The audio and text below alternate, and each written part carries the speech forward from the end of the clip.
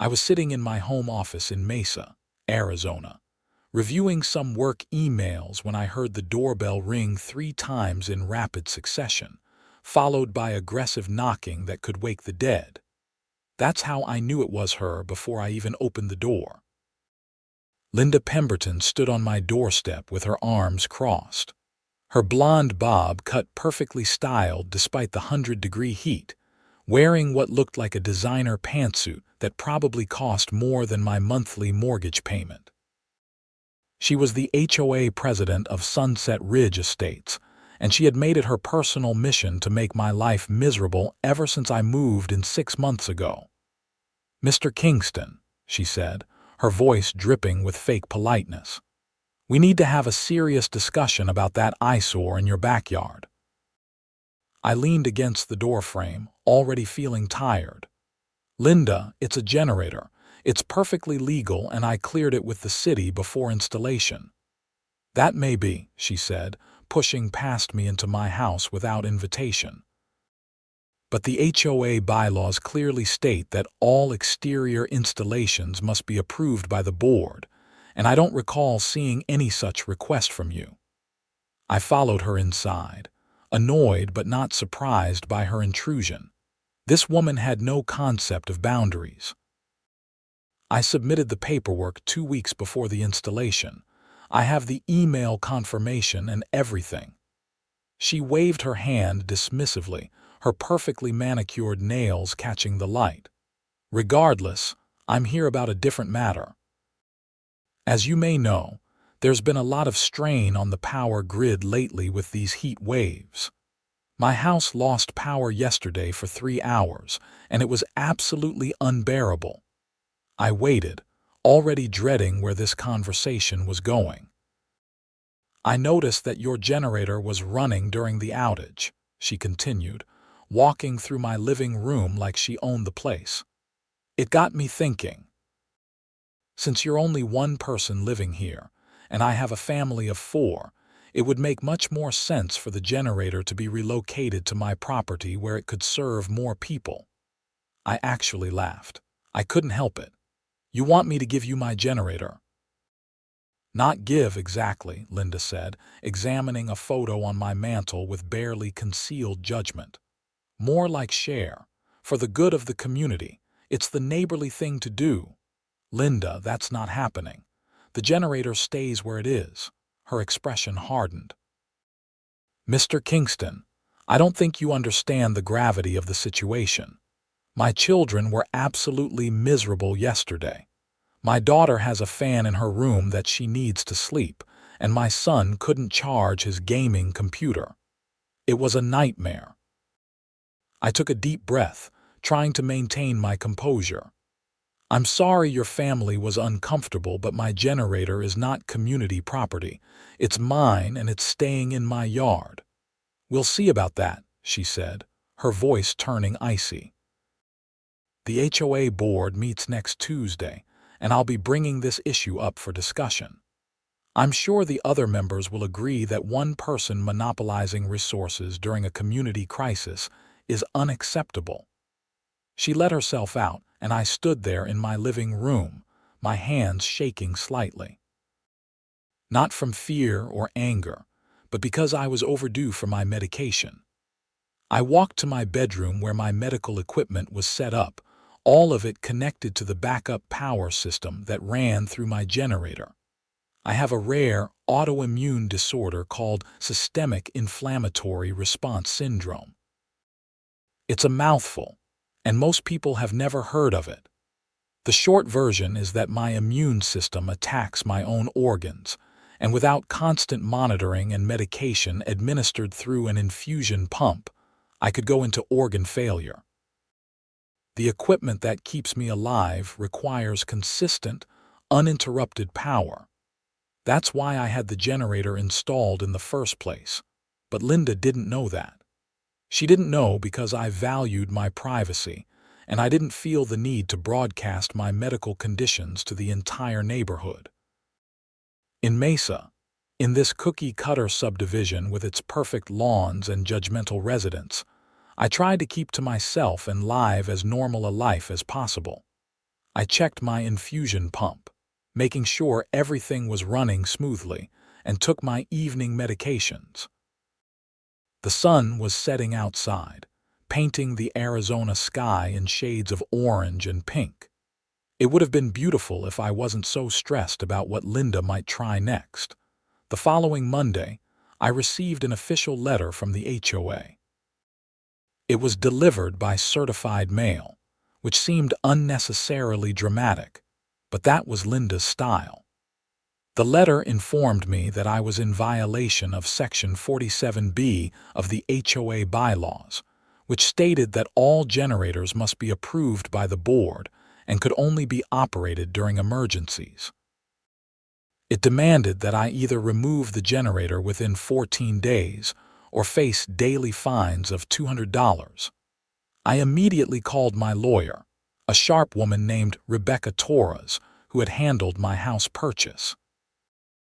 "Owen," she said after I explained the situation, "do you have documentation of your medical condition and the necessity of the generator?" "Of course," I replied. "I have letters from my doctors, the equipment specifications, everything." "Good. Send all of that to the HOA board along with a formal response explaining that the generator is medical equipment, not a luxury item. Under the Fair Housing Act, they're required to make reasonable accommodations for your disability. Trying to remove your generator would be a clear violation of federal law." I drafted the response that evening, attaching all the necessary medical documentation. I explained my condition in detail, something I had been trying to avoid, but Linda had left me no choice. I sent it to all 5 board members via email and certified mail, making sure there was a clear paper trail. 2 days later, Linda showed up at my door again. This time, she looked furious. "This is a private medical matter and you've shared it with the entire board," she demanded. I stared at her in disbelief. "You sent me a legal notice threatening fines. I responded with the information necessary to explain why your demands are illegal. You could have just told me privately that you had medical issues," she snapped. There was no need to involve lawyers and make this into some big federal case. "Linda, I shouldn't have to justify my medical equipment to anyone, but since you made it an official HOA matter, I responded through official channels. That's how this works." She stepped closer, her voice dropping to a menacing whisper. "You think you're so smart, don't you?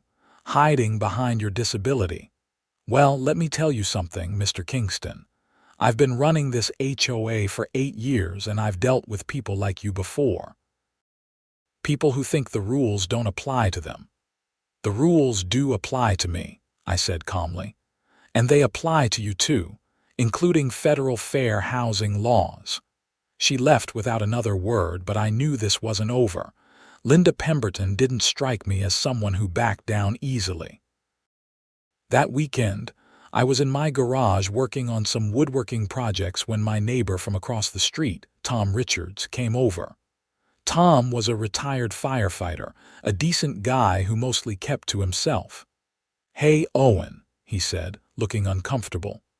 "I just wanted to give you a heads up. Linda's been going around to different houses, trying to drum up support against you. She's telling people that you're being selfish and that your generator is too loud." "It's a medical necessity," I said, wiping sawdust off my hands. "I sent documentation to the board." "I know, man." I'm not saying I agree with her, but she's pretty persuasive and a lot of people in the neighborhood don't really know you yet. They're listening to her side of things. I felt a knot forming in my stomach. What exactly is she telling them? Tom shifted his weight, clearly not enjoying this conversation. "She's saying that you're using a medical excuse to get around HOA rules, and that the generator is actually just for convenience. She's also claiming it runs all night and keeps people awake, which I know isn't true because I can barely hear it from my house." "This is insane," I muttered. "Look, I just thought you should know what you're up against," Tom said. Linda's got a lot of influence around here. But for what it's worth, I think what she's doing is wrong. If you need anything, let me know." After Tom left, I sat in my garage for a long time, feeling overwhelmed. I had moved to Sunset Ridge Estates looking for a quiet place to manage my health condition, and instead, I had landed in the middle of a nightmare.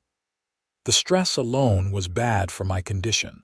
My doctor had warned me multiple times about keeping my stress levels down. The HOA board meeting was scheduled for Tuesday evening at 7. I showed up 15 minutes early, carrying a folder with additional documentation and Rebecca's business card in case I needed backup. The meeting was held in the community center, a bland beige building at the entrance of the subdivision. When I walked in, Linda was already there, along with the other 4 board members. I recognized Susan Hartley, the secretary, and David Chen, the treasurer. The other 2 members I had only seen in passing. "Mr. Kingston," Linda said, her voice saccharine sweet, "thank you for joining us. Please have a seat." I sat in one of the folding chairs facing the board table. There were about a dozen other residents scattered around the room, presumably there to watch the drama unfold. Linda called the meeting to order and went through the standard preliminaries: minutes from the last meeting, financial reports, discussions about landscaping. Finally, after what felt like an eternity, she got to my case. "Item 7 on the agenda," she announced. "The matter of Mr. Owen Kingston's unauthorized generator installation. Mr. Kingston, would you like to address the board?" I stood up, my heart pounding.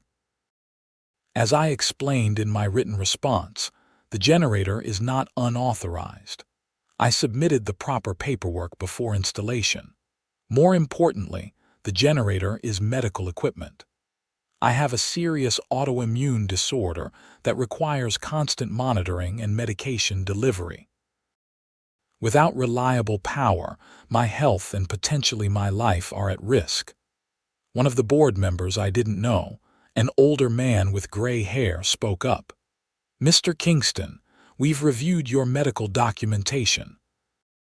While we're sympathetic to your situation, the concern is about the noise and visual impact of the generator. Have you considered alternative solutions, such as," I asked.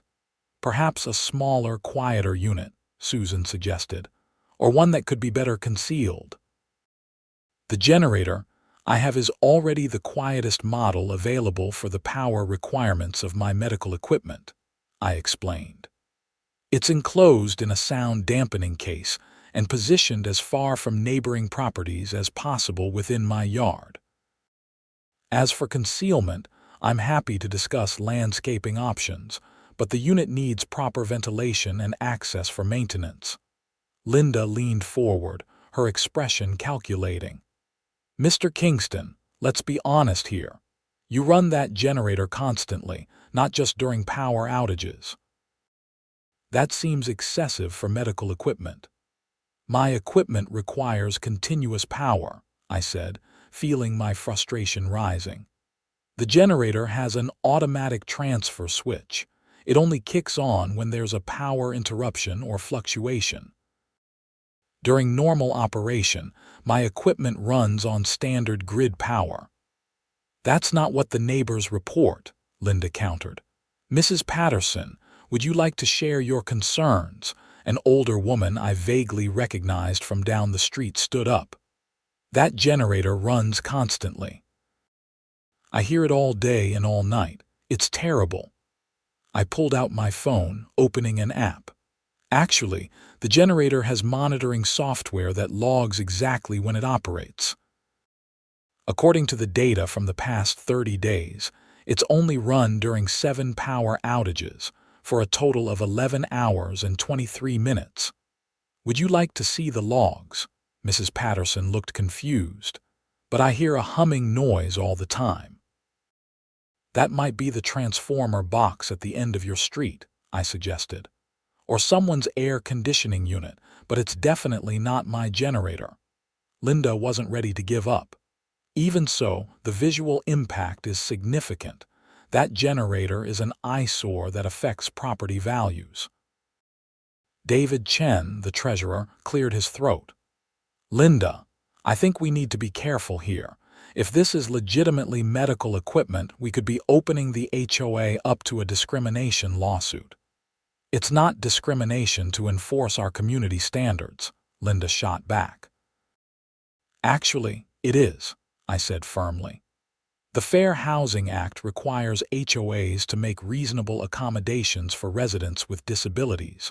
Trying to force me to remove medical equipment is a direct violation of federal law. My lawyer has made that very clear. The room fell silent. I could see the other board members exchanging nervous glances. They were realizing what Linda had gotten them into. Susan spoke up hesitantly. Perhaps we could table this discussion until we've consulted with the HOA's attorney. I think that's wise, David agreed quickly. Linda's face flushed red. We don't need to consult anyone. This is a simple matter of community standards. Linda, we need to be smart about this, the gray-haired man said. If Mr. Kingston is right about the Fair Housing Act, the HOA could face serious legal consequences. I motion that we table this matter pending legal review. I second that, David said immediately. The motion passed 4-1 with only Linda voting against it. She looked like she wanted to flip the table. After the meeting, several residents approached me. Some were supportive, apologizing for not knowing about my medical condition. Others seemed skeptical, like they thought I was making it all up to get special treatment. Tom gave me a thumbs up from across the room. As I was leaving, Linda caught up with me in the parking lot. "This isn't over," she hissed. "I don't care what lawyers say. You don't get to do whatever you want just because you claim to be sick." "I'm not claiming anything," I replied, exhausted. "I'm a disabled resident who's legally entitled to reasonable accommodations. All I want is to be left alone to manage my health condition in peace." "You made this public," she spat. "You brought your private medical issues into a community meeting. Don't act like you're some victim here." "You forced me to," I said, my voice rising despite my efforts to stay calm. "You threatened me with fines and legal action. You gave me no choice but to defend myself." She got into her car and drove off, and I stood there in the parking lot, shaking. The stress was taking a toll. I could feel it in the fatigue that seemed to seep into my bones, in the way my hands trembled slightly. I needed to get home and check my levels. Over the next few days, things seemed to quiet down. I didn't hear from Linda or the HOA board. I started to hope that maybe the legal threat had scared them off, that they would just leave me alone. Then, on Friday afternoon, my power went out. At first, I assumed it was just another outage from the heat. The generator kicked on automatically, just like it was supposed to. My medical equipment continued running without interruption.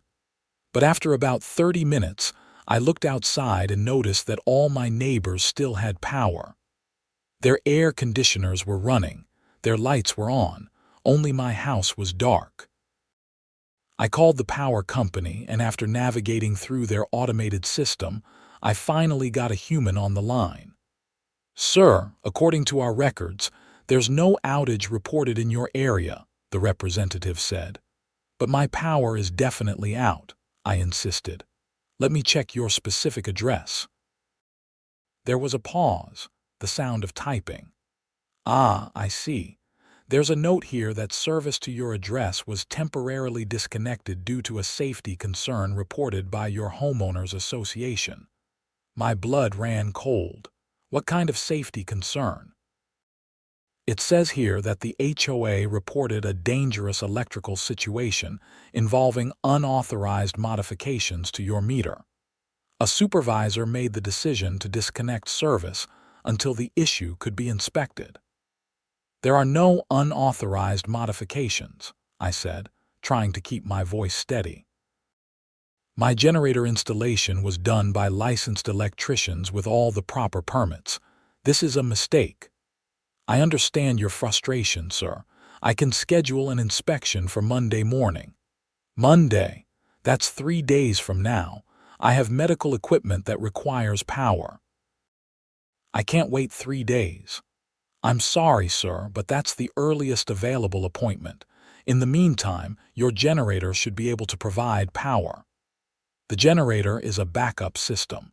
It's not designed to run continuously for days, but there was nothing the representative could do. I hung up, furious and frightened. I immediately called Rebecca. "Owen, this is serious," she said after I explained the situation. "If the HOA deliberately made a false report to cut off your power, that's not just a civil matter. That could be criminal. What do I do?" First, document everything. Take photos, record the generator's fuel levels, keep track of how long it runs. Second, I'm going to make some calls. We might be able to get an emergency inspection scheduled sooner. Third, if your health is in immediate danger, you need to go to the hospital. "I'm okay for now," I said. "The generator is working, but if it fails or if I run out of fuel—" "Go to the hospital," Rebecca said firmly. "Your life is more important than making a point." After we hung up, I went outside to check the generator. It was running smoothly. The diesel fuel tank about 3/4 full. At the current rate of consumption, I had maybe 48 hours before I would need to refuel. Probably less if I had to run the air conditioning, and in Mesa in July, running the AC wasn't really optional. I was taking photos of my electrical meter when Linda's Mercedes pulled into her driveway 4 houses down. I watched as she got out, saw me, and quickly looked away before hurrying inside. She knew. Of course, she knew. She had orchestrated this whole thing.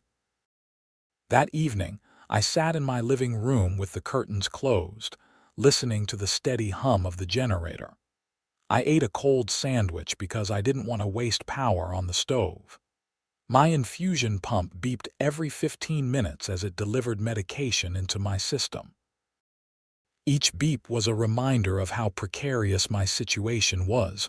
Around 9, my doorbell rang. I considered not answering, but then I heard Tom's voice. "Owen, it's me. I need to talk to you." I opened the door. Tom looked agitated, glancing back toward Linda's house. "Listen, I probably shouldn't be telling you this, but I overheard something. I was out walking my dog earlier and I passed by Linda's house. She was on her porch talking to Susan from the HOA board. They didn't see me behind the hedge." "What did they say?" "Linda was bragging about how she got your power shut off. She said that you'd either have to leave the neighborhood or agree to move the generator to her property. She said something about how this would teach you to mess with her." I felt sick. Did Susan object?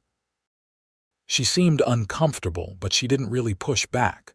Linda kept saying that everything would work out, that once you realized you couldn't win against the HOA, you'd fall in line. "Thanks for telling me, Tom. I'm sorry, man. I wish I had said something during the meeting, been more vocal about supporting you. This whole thing is wrong." After Tom left, I called Rebecca again and told her what I had learned. "That's conspiracy and possibly reckless endangerment," she said. "Owen, I think it's time to involve the police." "Will they even care? It's an HOA dispute." "It stopped being an HOA dispute when Linda's actions put your life at risk. She deliberately cut off power to a home with a disabled resident who requires that power for medical equipment. That's criminal." We agreed that I would file a police report in the morning. I spent a restless night, waking up every few hours to check the generator and my equipment. The house was too warm despite the air conditioning running at a minimal level to conserve fuel. I felt exhausted and anxious, which was the worst possible combination for my condition. Saturday morning, I drove to the Mesa Police Department and filed a report. The officer who took my statement, a young woman named Officer Ramirez, listened carefully, and took detailed notes. "Mr. Kingston, what you're describing is serious," she said. "If someone deliberately caused your power to be shut off knowing you have medical equipment, that could constitute reckless endangerment. I'll need copies of your medical documentation and any evidence you have that the HOA president was involved." I provided everything I had, including Tom's statement, which he had agreed to put in writing. Officer Ramirez said she would pass the report to a detective and that someone would likely be in touch within a few days. "In the meantime," she said, "if you feel your health is in immediate danger, please call 911 or go to a hospital." "I understand. Thank you." I drove home, stopping at a gas station to buy spare fuel canisters for the generator. The temperature was already pushing past 95 degrees, and it wasn't even noon. Inside my house, the air felt stale and warm. I checked my equipment obsessively, terrified that something would fail. That afternoon, my phone rang from an unknown number. I answered cautiously. "Mr. Kingston, this is James Mitchell from Arizona Electric. I'm the regional supervisor. I've been reviewing your case and I want to apologize. The disconnection should never have happened. Can you turn my power back on? I'm sending a crew out right now. They should be there within the hour. I've also launched an internal investigation into how this request was processed. The information we received from the HOA was clearly false, and proper verification procedures weren't followed." "Thank you," I said, relief flooding through me. "Again, I sincerely apologize. Your power will be restored immediately, and there will be no charges for the reconnection." Exactly 47 minutes later, a utility truck pulled up in front of my house. Two technicians spent about 15 minutes working on my meter, and then my power was back. The relief I felt was overwhelming. I went around the house, checking that everything was functioning properly. The generator shut off automatically, its job done. I was in the kitchen making a proper hot meal when my doorbell rang again. Through the peephole, I saw two people I didn't recognize, a man and a woman in plain clothes. The man held up a badge. "Mr. Kingston. I'm Detective Sarah Vance, and this is Detective Marcus Ross. We're with the Mesa Police Department. Could we speak with you about your report?" I let them in, and we sat in my living room. Detective Vance did most of the talking. She was in her 40s with short brown hair and sharp eyes that seemed to catalog every detail of the room. "We've reviewed your report and spoken with Arizona Electric," she said. "The power company confirmed that they received a call from someone claiming to be reporting on behalf of the Sunset Ridge Estates HOA, alleging serious electrical violations at your property. Based on that call, they made the decision to disconnect your service." "It was Linda Pemberton," I said. "The HOA president." "We're aware of Miss Pemberton's position," Detective Ross said. He was younger, maybe mid-30s, with a calm demeanor. "However, we need to establish definitively that she made the call and that she knew about your medical situation when she did so. My medical condition is in the HOA records. I submitted detailed documentation to all 5 board members." "We'll need to see all of that," Detective Vance said. "Every email, every letter, every document you've sent or received from the HOA. We're building a case and we need to be thorough." I spent the next hour going through everything with them, printing out emails, providing copies of certified mail receipts, showing them the timeline of events. They took notes and photographs, treating my dining room table like a crime scene. "Mr. Kingston, I want to be straight with you," Detective Vance said as they were preparing to leave. "What happened to you is serious, but these cases can be difficult to prosecute. We need to prove intent and knowledge. However, based on what you've shown us today, I think we have enough to at least bring Miss Pemberton in for questioning. What happens next?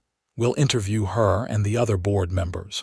We'll subpoena the HOA's records and email servers. We'll talk to your neighbors. This will take time, probably several weeks. In the meantime, I'd recommend staying vigilant. If Miss Pemberton or anyone else from the HOA contacts you, document it. If they threaten you or try to retaliate, call us immediately. After the detectives left, I felt simultaneously relieved and anxious. Things were moving forward, but I knew from experience that legal processes moved slowly. And I still had to live in this neighborhood, surrounded by people who had chosen Linda as their leader. Sunday was quiet. I stayed inside, resting and trying to recover from the stress of the past week. My medical readings were not great. My inflammatory markers were elevated, a clear sign that my body was responding to the stress. I increased one of my medications slightly, following the protocol my doctor had established for flare-ups. Monday morning, I was working from home when I saw police cars pull up in front of Linda's house. 2 unmarked vehicles, followed by a marked patrol car. I watched from my window as Detectives Vance and Ross walked to Linda's front door. She answered, and even from a distance, I could see her agitation. The conversation at her doorstep lasted several minutes before Linda grabbed her purse and got into one of the unmarked cars. They were taking her to the station for questioning. As the cars drove away, I saw several neighbors standing in their yards, watching and whispering. About an hour later, Susan Hartley knocked on my door. She looked nervous, twisting her hands together. "Owen, I'm so sorry to bother you. The police just called me. They want to talk to me about what happened with your power." "Okay," I said, not sure what she wanted from me. "I need you to know that I didn't know what Linda was planning." When she talked about the generator at the board meeting, I thought it was just about noise complaints and community standards. I had no idea she was going to try to get your power shut off. "Did you know about my medical condition?" Susan hesitated. "I saw your email with the documentation." But Linda said you were exaggerating, that it was just an excuse to avoid HOA rules. She said lots of people claim disabilities to get special treatment. "Susan, I have a serious autoimmune disorder. My equipment keeps me alive. That's not an exaggeration or an excuse." "I know that now," she said, tears forming in her eyes. "I feel terrible. I should have pushed back harder at the meeting. I should have questioned what Linda was doing. But she's so forceful, and she's been running this HOA for so long that everyone just goes along with what she says."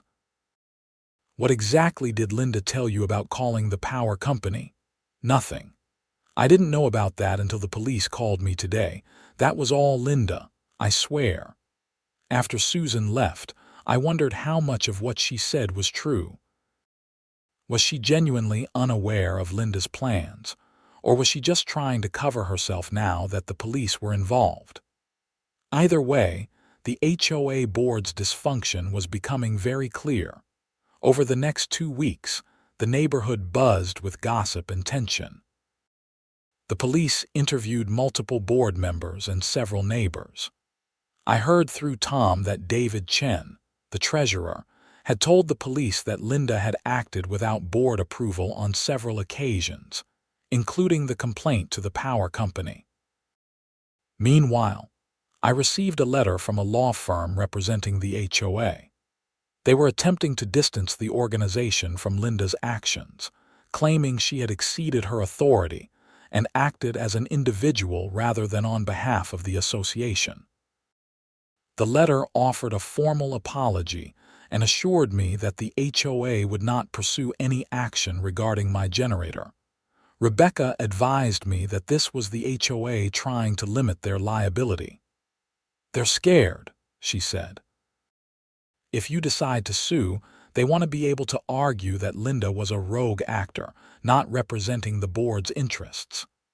Am I going to sue? That's up to you. You certainly have grounds for it. Emotional distress, disability discrimination, maybe even punitive damages given how egregious Linda's conduct was. But litigation is stressful and time-consuming. You should think about what you really want out of this situation. What did I want? I thought about that a lot over the following days.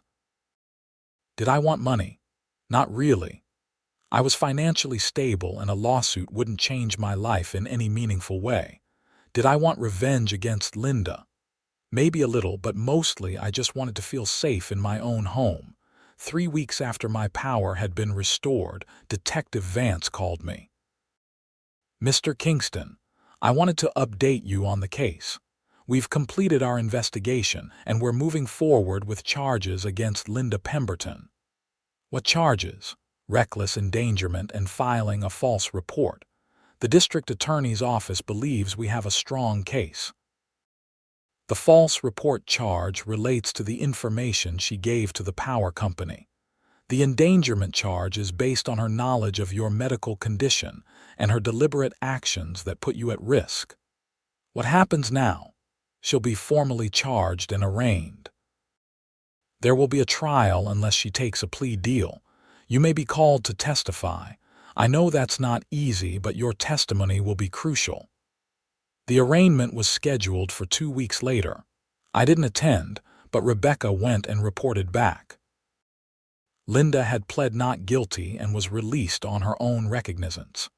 She looked angry and defiant, according to Rebecca, not at all like someone who understood the seriousness of the situation. The news spread through the neighborhood quickly. Opinion was divided. Some people were shocked and sympathetic toward me. Others seemed to think the charges were overblown, that this was just a neighborhood dispute that had gotten out of hand.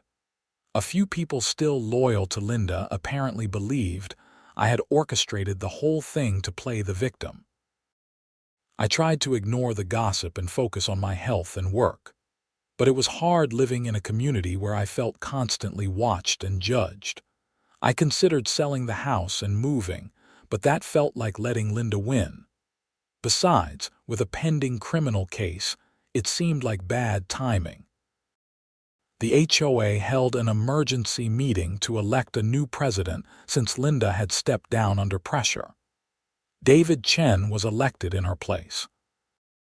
One of his first acts was to send me a formal letter acknowledging that my generator was approved medical equipment and would not be subject to any HOA restrictions. It was what should have happened from the beginning. The trial was scheduled for late September, about 3 months after the initial incident. As the date approached, I felt increasingly anxious. My doctor noticed the elevated stress markers in my blood work and prescribed an additional medication to help manage the inflammation.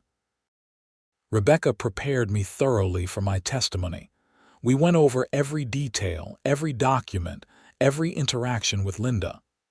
The key is to stay calm and factual, she advised. Don't let the defense attorney rattle you, just tell the truth. The trial began on a Tuesday morning. The courtroom was smaller than I expected, with wood-paneled walls and fluorescent lighting. Linda sat at the defense table with her attorney, a sharp-looking man in an expensive suit. She wouldn't look at me. The prosecution called several witnesses first. James Mitchell from the power company testified about the false report. Detective Vance walked the jury through the investigation. Then it was my turn. I walked to the witness stand, was sworn in, and sat down. The prosecuting attorney, a woman named Melissa Ortega, smiled reassuringly at me. Mr. Kingston, can you tell the jury about your medical condition? I explained about my autoimmune disorder, keeping it as simple as possible. I talked about the infusion pump, the monitoring equipment, the need for constant power. Several jurors looked sympathetic. One woman was taking detailed notes. And why did you install the generator? Because even brief power interruptions can be dangerous for me. If my medication delivery is interrupted, or if my monitoring equipment goes offline, it could result in a medical crisis. The generator ensures that never happens. Miss Ortega walked me through the timeline, the HOA complaints, Linda's demands, the documentation I had provided. Then she asked about the day my power was shut off. I was terrified, I said honestly. The generator kicked on automatically, but I knew it couldn't run indefinitely. I knew if it failed, I would have to go to the hospital. And I was angry because I knew this didn't have to happen. I had done everything right, followed all the rules, provided all the documentation. Someone had deliberately put me in danger. Linda's attorney, a man named Robert Crawford, cross-examined me aggressively. He suggested that my medical condition wasn't as serious as I claimed, that the generator was unnecessary, that I had been uncooperative with the HOA from the start. Isn't it true, Mr. Kingston, that you never attempted to compromise with Miss Pemberton? Compromise how? I asked. She wanted me to give her my medical equipment. There's no compromise position on that. She suggested you might upgrade to a quieter model. The model I have is already the quietest available for my power needs, and it's not actually noisy. Multiple neighbors testified that they can't even hear it from their properties. But you refused to consider any alternatives. There were no viable alternatives. My equipment requires reliable power. The generator provides that. These are not optional luxury items we're discussing. This is equipment that keeps me alive. The cross-examination went on for what felt like hours. Mr. Crawford tried to paint me as difficult and unreasonable, someone who had blown a simple HOA dispute out of proportion. But I stuck to the facts, stayed calm, and told the truth. When I finally stepped down from the witness stand, I felt exhausted but relieved. The hardest part was over. The prosecution rested their case, and the defense began. Linda's attorney called several character witnesses, people who testified about her years of service to the community, her dedication to maintaining property values, her work with local charities. They painted a picture of a devoted community leader who had made an error in judgment but had no criminal intent. Linda herself took the stand. She was poised and controlled, very different from the angry woman I had dealt with. She claimed that she had been concerned about community safety, that she had genuinely believed there were electrical violations at my property, that she had never intended to harm me. I had no idea his condition was so serious, she said, looking directly at the jury. He seemed perfectly healthy. I thought he was exaggerating to get around HOA rules. If I had known the true extent of his medical needs, I never would have acted as I did. It was a complete lie. She had received detailed medical documentation, but she said it convincingly, on cross-examination, Miss Ortega shredded Linda's testimony. She presented the emails containing my medical documentation, the timestamps proving Linda had received and opened them, the testimony from Susan and David about board discussions where my condition had been specifically mentioned. Miss Pemberton, you received a 10-page letter from Mr. Kingston's physician explaining his condition, didn't you? I received something, yes. And you read it. I may have skimmed it. You skimmed a letter explaining that your neighbor could die without his medical equipment. I get a lot of correspondence as HOA president. I can't read everything in detail. But you read it carefully enough to discuss it at the board meeting on July 15th, didn't you? According to the minutes, you specifically referenced Mr. Kingston's autoimmune disorder and questioned whether it was serious enough to warrant an exception to HOA rules. Linda faltered. I don't recall the exact conversation. So you did read the medical documentation carefully, understood the seriousness of his condition, and then chose to have his power disconnected anyway. That's not what happened. I was trying to verify the electrical safety. by lying to the power company about violations that didn't exist. I believed there were violations. Based on what evidence, Linda couldn't answer. The cross-examination continued, methodically dismantling every part of her defense. By the time she stepped down, she looked shaken. The closing arguments were powerful. Miss Ortega summarized the evidence, emphasizing the recklessness and callousness of Linda's actions. This wasn't a simple mistake, she told the jury. This was a deliberate choice to endanger another person's life because she didn't like being told no. She had complete information about Mr. Kingston's medical needs. She chose to ignore that information and act anyway. That is reckless endangerment. Mr. Crawford argued that Linda had acted in what she believed to be the community's interest, that there was no criminal intent, that at most this was a civil matter that had been inappropriately criminalized. The jury deliberated for 6 hours. I spent that time in a conference room with Rebecca, unable to focus on anything. Finally, we got word that the jury had reached a verdict. We filed back into the courtroom. The jury foreman, a middle-aged man in glasses, stood when the judge asked if they had reached a verdict. "We have, Your Honor. On the charge of reckless endangerment, how do you find guilty?" I felt something release in my chest, a tension I had been carrying for months. "On the charge of filing a false report, how do you find guilty?" Linda's face went white. Her attorney put a hand on her shoulder, but she shook it off. The judge scheduled sentencing for 3 weeks later and dismissed the jury. Outside the courtroom, reporters were waiting. The case had gotten some local media attention. HOA president prosecuted for endangering disabled resident made for a compelling story. I gave a brief statement through Rebecca, thanking the jury and expressing hope that this would send a message about the rights of disabled people in HOA communities. The sentencing hearing was less dramatic. Linda's attorney asked for leniency, pointing to her lack of prior criminal record and her contributions to the community. Miss Ortega asked for jail time, arguing that the severity of Linda's actions warranted serious consequences. The judge, an older woman named Maria Gonzalez, split the difference. She sentenced Linda to 90 days in jail, suspended pending 2 years of probation, 500 hours of community service with organizations serving disabled individuals, and a $5,000 fine.